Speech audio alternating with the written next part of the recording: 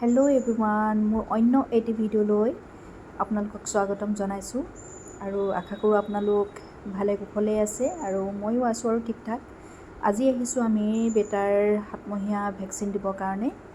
আৰু আজি ৰাতিপুৱাৰ পৰা বতৰটো ঠিকেই আছিলে, কিন্তু এতিয়া ৰ'দটো বহুত বেছিকৈ দিবলৈ ধৰিছে। আৰু আজিকালি মই বেটাৰ কাৰণে একেবাৰে সময় নাপাওঁ ভিডিঅ' বনাবলৈ, আৰু তেনেকৈ কণ্টেণ্টো নাপাওঁ। আৰু ক'ৰবাত যোৱা হ'লে আজিকালি তেনেকৈ ক'তো যোৱাও নহয় বাৰু। আৰু বেটা সৰু হৈ আছে, আৰু আপোনালোকৰ ভিডিঅ' মই তেনেকৈ আগৰ নিচিনাকৈ ৰেগুলাৰ চাব নোৱাৰোঁ। আৰু যেতিয়াই সময় পাওঁ মানে তেনেকৈ চাওঁ, আৰু যাৰ যেনেকৈ পাওঁ মানে বেয়া নাপাব। আৰু যেতিয়াই বেটা অকণ ডাঙৰ হ'ব সকলোকে মই সময় দিম, সকলোৰে ভিডিঅ' ভালদৰে চাম। ঠিক আছে, তেতিয়াহ'লে ভিডিঅ'টো স্কিপ নকৰাকৈ চাব বুলি আশা কৰিলোঁ। আৰু এটা কথা মানে এই 6 মাহ আৰু 7 মাহৰ ভেকচিনটো মানে চৰকাৰীত নাহে, গভৰ্ণমেণ্টত নাহে, সেইকাৰণে প্ৰাইভেটত দিব লগা হৈছে। আৰু বেটা আমাৰ জন্ম য'ত হৈছিলে যোৰহাটত, তাতে আমি দিয়াবলৈ গৈ আছোঁ, কাৰণ প্ৰাইভেটতে এইকেইটা পায়। প্ৰায় সংখ্যকে মানে এই প্ৰাইভেটৰ এইকেইটা নিদিয়ে, কিন্তু আমাৰ দেউতাকে ক'লে যে দিয়াই দিওঁ। 6 মাহৰটো ইনফ্লুৱেঞ্জা আছিলে আৰু 7 মাহৰটো মাম্পছ আছিলে, এইকেইটা চৰকাৰীত নাহে মানে। আৰু কি কথা জানেনে, আজি ৰাতিপুৱাৰ পৰা সি মানে মনটো মাৰি আছে, কিবা মানে বুজিয়ে পাইছে নেকি। মানে 6 মাহৰ ভেকচিন দিবলৈ গৈছিলোঁ যে, সেইটোৱে কিবা মনত আছে নেকি।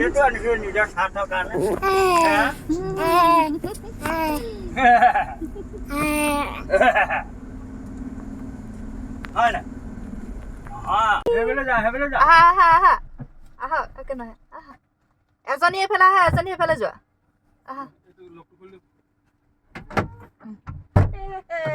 এইজনী পি এইফালে, এইজনী আমাৰ সোণ মইনা।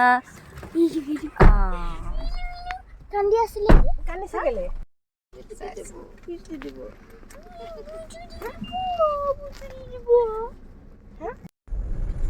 ক'ত দিব ফিক্স?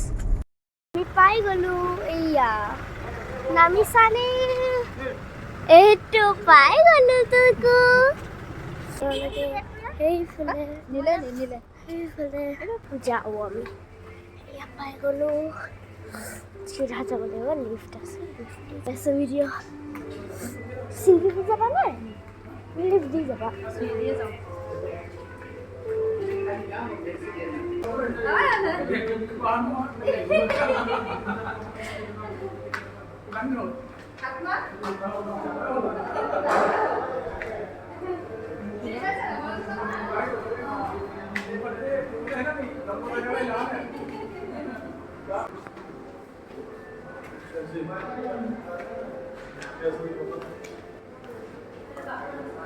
চলো ঘুমে চলো, আমি আহি গলো, আহি পালে নাৰ্ছ। যাওঁ এতিয়া দুইজনী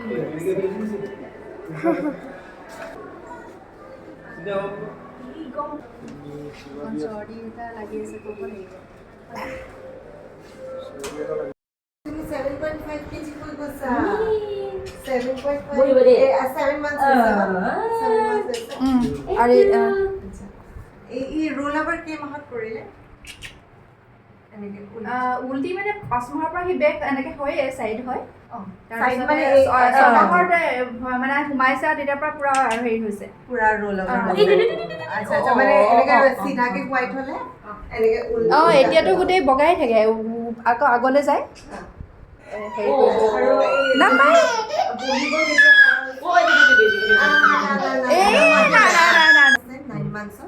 9 monthsত মই খালি MR-টো ল'লে, MMR ল'ব দিছিলোঁ। মাম্পছ তিনিটা ভেকচিন দিছিলোঁ।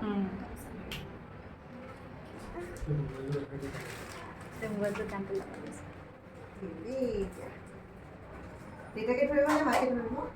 ফিটিং কৰি থাকিলে ভাল বাৰু, ফিটিং কৰাই থাকিব নেকি? ফিটিং কৰাই থাও নি? ফিটিং কৰাই থাকিলে অকণমান ডিষ্ট্ৰেক্টেড হয় আৰু মানুহবোৰ। নহ'লে এই গান এটা লগাই দিলেও হৈ যাব ঠিক আছে মোবাইলত। ডাঙৰ হ'লে দেখাব ইয়াক। সেইকাৰণে মেমৰিজ থাকি যাব ন? মোক ডাঙৰ হ'লে বেয়াই পাব।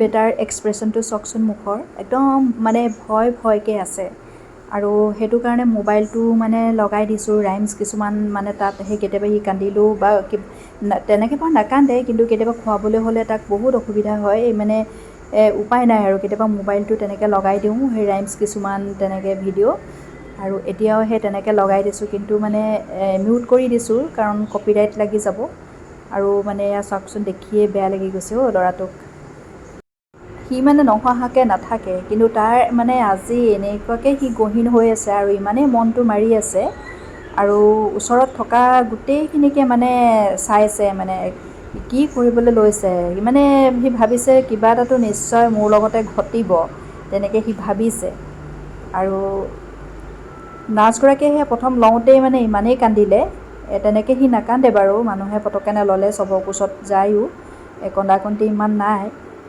কিন্তু সি মানে সেই নাৰ্ছজনীয়ে প্ৰথম অহাৰ পিছতে সেই ল'লে ৱেইট কৰিবলৈ মানে লৈ গৈছিলে তেতিয়া নাৰ্ছজনীয়ে মানে ৰখাব নাই পৰা তাৰ ইমানেই কান্দিছে সি আগতে ভেকচিন দিলে প্ৰায় দেউতাকে লৈ থাকে তাক কিন্তু আজিহে মই লৈছোঁ মানে ডাক্তৰণী বাইদেউগৰাকীয়ে ক'লে যে এনে মাকে ল'লে বেছি ভাল হয় কাৰণ বহুত মানে হেৰিত মাকৰ মুখখন চাই বা মাকে কিবা এটা কোচত লৈ থাকিলে সিহঁতি বহুতখিনি সাহস পায় সেইটো কাৰণে মানে অকল মাক বুলিয়ে নহয় মানে পেৰেণ্টছেই মানে হেৰি কৰিব লাগে বেলেগৰ হাতত দিব নালাগে এনেকুৱাবিলাকত মানে সেইটো কাৰণে মই বোলো আজি ময়ে লওঁ কিন্তু মোৰ বহুত ভয় লাগে অইনটো ভয় লাগে মানে কি আৰু সি যে দুখ পাব সেইটোৱে মোৰ ভাল নালাগে মানে নোৱাৰোঁ সেইটো কাৰণে মই দূৰতে থাকোঁগৈ এতিয়া দিলে ভেকচিনটো দিলে কান্দিছে অলপ কান্দিছিলে তাৰপৰা মোবাইলটো চাই পেলাই আৰু হেৰি হ'ল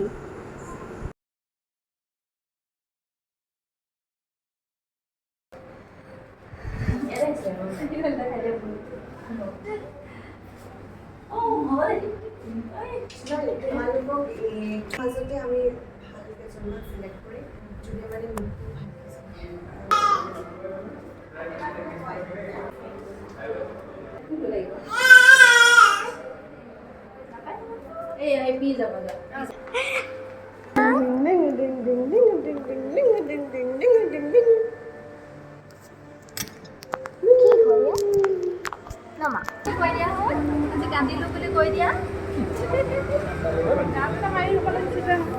তাক ভেকচিন দি পেলাই অকণমান গ'লোঁ স্মাৰ্ট বজাৰ কেইটামান বজাৰ আছিলে আজিলৈ তেতিয়াহ'লে আহোঁ বাই বাই